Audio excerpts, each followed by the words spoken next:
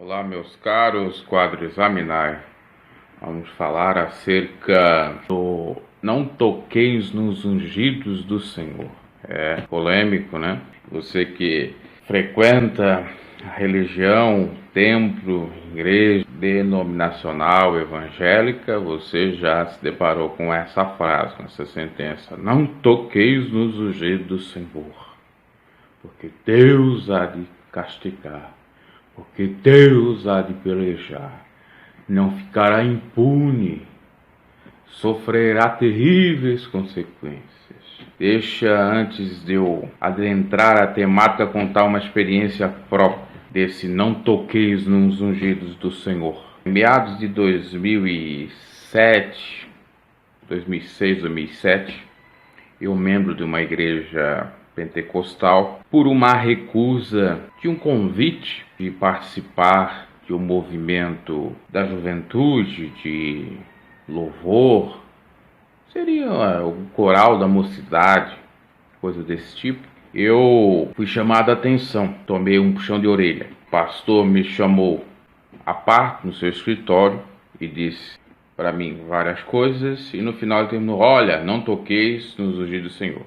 Porque ele associava a minha recusa à insurgência contra a ordem, seu mandamento, e por conseguinte que eu estaria contra a pessoa dele. Não era verdade, até porque o meu interesse, quando estava na religião, era realmente adorar a Deus, né? A gente foi naquela crença de novo convertido, de fervor, de santidade, de oração, de jejum, né? E está mais ligado com o ministério da palavra, ou se não da palavra, da oração. O sujeito então diz: olha, não toqueis nos ungidos do Senhor, porque hás de sofrer. E aí eu rechaço. Fiquei sentido pelo fato de ele ter me interpretado mal. Eu falei isso. E segundo, a questão da teoria do não toqueis nos ungidos do Senhor é uma falácia. Eu expliquei para ele à luz da palavra de Deus. Ah, mas Davi não tocou em Saul porque o Saul era ungido. Ora, Davi não podia tocar em Saul porque Davi era rei. Davi não era profeta, eram só os profetas que se levantavam para exortar os que estavam rebeldes com relação a Deus. Não era outras pessoas. Tinha a função própria, tinha o cargo, entre aspas, e só aquela pessoa tinha competência para fazer, por exemplo, no caso dos profetas, a exortação. Então era um outro contexto. E ali nós temos um governo, nação, na nação de Israel, teocrático. Nós estamos falando ali de política, de administração e de ordem eclesiástica. Nós não estamos falando só de mundo, igreja, eclesiástico. Não, nada disso, tá? Então, meus caros, nós temos que entender. Em Jesus, nós vamos lá dizer que em Jesus nós somos reis. Em Jesus nós somos o quê? Sacerdotes. E se o rei tinha unção e o seu sacerdote tinha unção, o que dá para nós entender? Que em Cristo todos nós somos ungidos, desde que observamos o mandamento de Deus, que é amar a Ele sobre todas as coisas, ao próximo a nós mesmos. Nós temos tanta unção de poder, eu diria, político e administrativo, como a unção no mundo espiritual ou de ordem eclesiástica. Porque para Deus não há hierarquias, apesar de que existe sim autoridades que nós devemos respeitar. Mas o simples fato de discordar ou de fazer um comentário que não seja adequado de acordo com o ponto de vista da pessoa que está sendo atacada, entre aspas, não quer dizer que eu estou me surgindo contra essa pessoa. A Bíblia diz para não julgar, mas o que Jesus está falando ali não se refere ao não julgar, ao não falar. Isso é de acordo com os tribunais, porque não nos compete isso. O que nós não podemos fazer é, de modo extremista, já decretar. Por exemplo, tu estás no inferno, tu estás no céu. Nós não podemos, não temos competência, nós não somos onipotente, onipresente, onisciente como Deus para fazer isso. Agora nós podemos comentar e julgar sim, de acordo com a reta justiça que é a própria palavra de Jesus. E eu expliquei Tudo isso para ele. Para quê?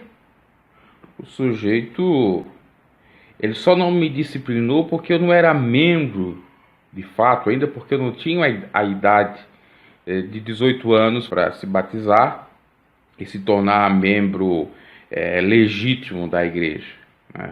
Porque até do corpo de Cristo é meio discutível isso, né? Que para ser membro eu posso ser membro do corpo de Cristo sem estar sendo membro ou inserido no rol de membresia de uma igreja. E aí, meus caros, criou uma celeuma danada. Tinha a ala dos irmãos que me apoiavam, porque sabia que o que estava falando tinha embasamento bíblico, e tinha a ala daqueles que não tinham compromisso com a palavra de Deus, que não liam a palavra de Deus, que ia atrás daquele sujeito, porque aquele sujeito ali de alguma maneira estava sendo um canal, entre aspas, de bênção para essas pessoas, no sentido de dar algumas regalias e privilégios.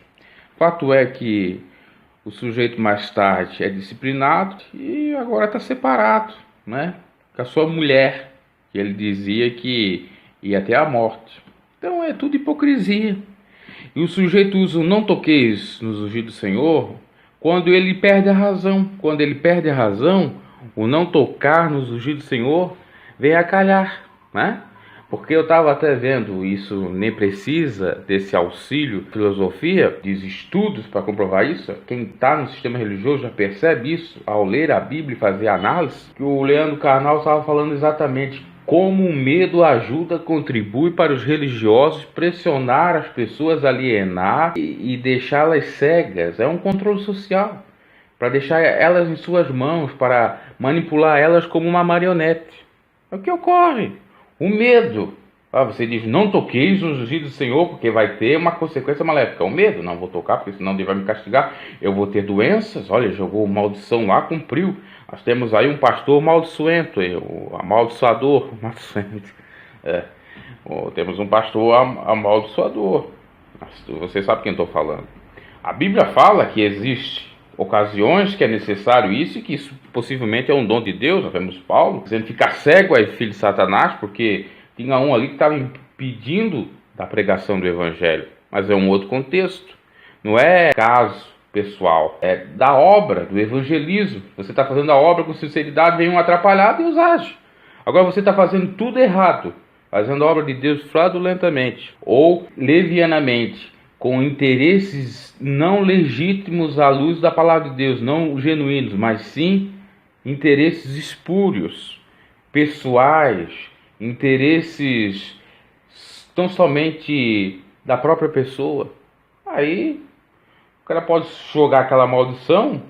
Se a outra pessoa tem Deus, não vai acontecer nada. Agora, se ela não tem, pode até acontecer pelo espírito imundo que está na vida dele, porque ele tem o dom de amaldiçoar e usa o dom errado, aliás, na ocasião errada, e pode ocorrer mesmo, se a pessoa não tiver o revestimento de Deus. Agora, dizer que ele está certo, isso não quer dizer nada, não quer dizer nada, absolutamente nada. Então, isso é uma falácia, não toqueis nos ungidos do Senhor. Quando você aceita Cristo, você é um ungido a sacerdote e ungido a rei. E você tendo esse conhecimento, você não tem nada a temer. O próprio Jesus disse para não temer os homens, pode te matar inclusive na fé, mas sim para temer a Deus, que pode matar aquilo que está dentro do nosso corpo, que é a nossa alma, lançá-la no lago de fogo seria a segunda morte. Então, tememos ao Senhor, que é o princípio de toda a sabedoria, não ao homem, meus caros. Não existe, isso é tudo falácia. Eu vi o Silas Malafaia falando há algum tempo aí a respeito para não tocar nos ungidos do Senhor. Um cara que foi estudado, esse pastor que me orientou, ele nem era formado em teologia, era um que aprendeu com os outros aí, com os outros experts. O Silas Malafaia pegar só para se esconder diante dessa falácia. Então, a luz do evangelho que nos esclareça. A paz de Cristo para todos.